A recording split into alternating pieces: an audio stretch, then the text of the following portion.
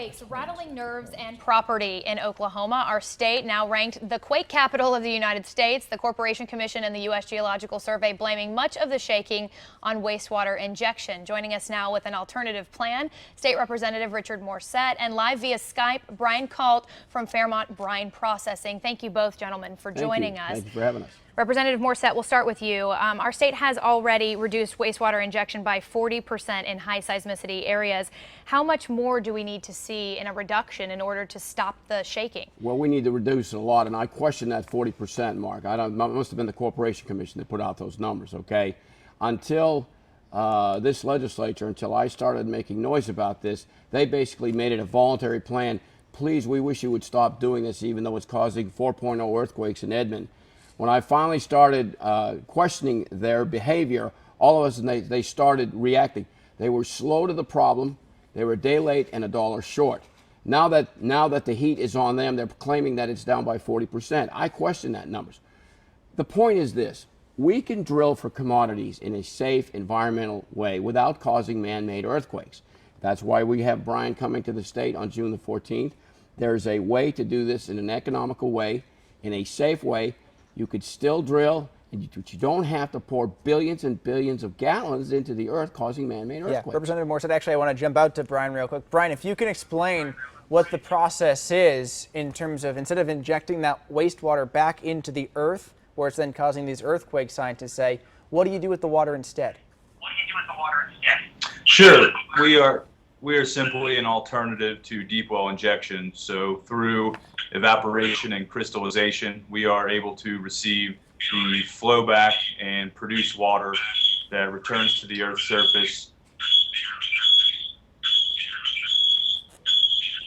Okay, I know we're having a few audio issues there, but that answer basically makes sense. Yeah, it then goes to a wastewater treatment facility instead. Right, it's evaporation and crystallization. What is neat about the crystallization process is that the states in the Northeast will use the crystallization as salt and other mechanism to melt ice and snow during the winter months. So you evaporate, you make distilled water.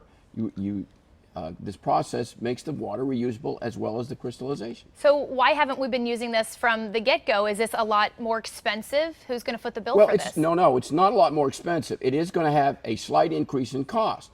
But then again, you solve the problem. And every businessman knows that you have to, in the 21st century, if you're going to conduct business, you have to do it in a safe environmental way so that you become, and I know almost all of the drilling companies want to be community partners. This is the solution. It is going to increase cost slightly right now, for example. Cost to whom? Well, of course, to the taxpayer or to the companies? The taxpayer is not going to have anything to do with this, first of all.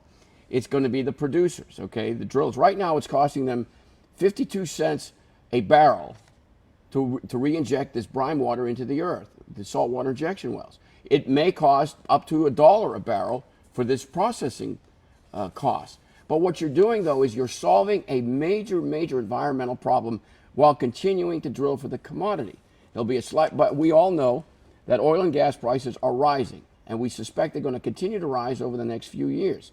So the rise in the price of the commodity will more than cover the slight increase in cost. Now, if we're talking, an estimated 50 cents to $1, we're talking about 100% increase there in their cost for this, and that's what they told us. I remember we did a segment with them recently, and they said that this was prohibitively expensive to treat the wastewater at this point. It is not. That is absolutely false. So that's some of their propaganda. Okay. The fact of the matter is that we are having seismic earthquakes that are causing damages to people's property, especially in the I-35 central Oklahoma City area. And in Edmond, been particularly in just north of Edmond. There is a solution to a problem.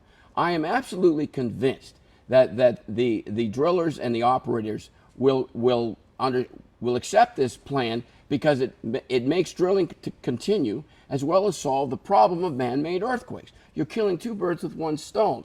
I cannot see any other solution. And the solution, by the way, we have an opportunity right now to fix the problem and do it in an economical way to continue growing the industry without damaging the earth, without poisoning water, and not harming property and lives. I want to jump back out to Brian, if you can still hear us. Brian, just tell us some of the other states that are implementing this same technology, and how is it working there?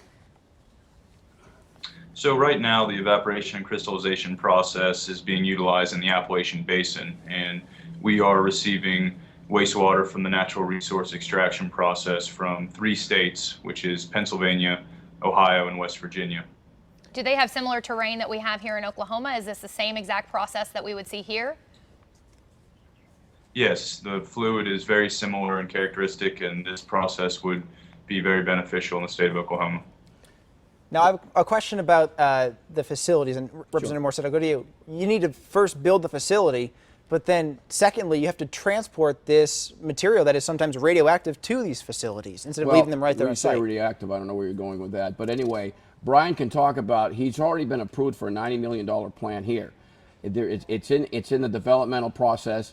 I know several of the large companies have talked to him about it seriously. By the way, one other thing we need to add here about this, and some of the business entities don't discuss this. We are sitting on a dormant earthquake fault line that's been dormant for almost 100 years, but it's not dormant anymore. You know, we had a 3.0 earthquake just last evening, just north of Moreland, Jones. and it was less than 5 miles deep. And this is all being caused by these injecting these billions and billions of gallons into a known fault line. Now that's just not right. But there is a solution. And by the way, I don't know if you're going to talk about it or not. We have Brian's coming in on June the 14th at the Capitol at 9 a.m. Hopefully you'll all be there and cover it. And this is to talk about potentially switching to this method. Absolutely, and we have invited the industry to come if they want to. I mean, let's be fair here. We need to hear from all parties, correct?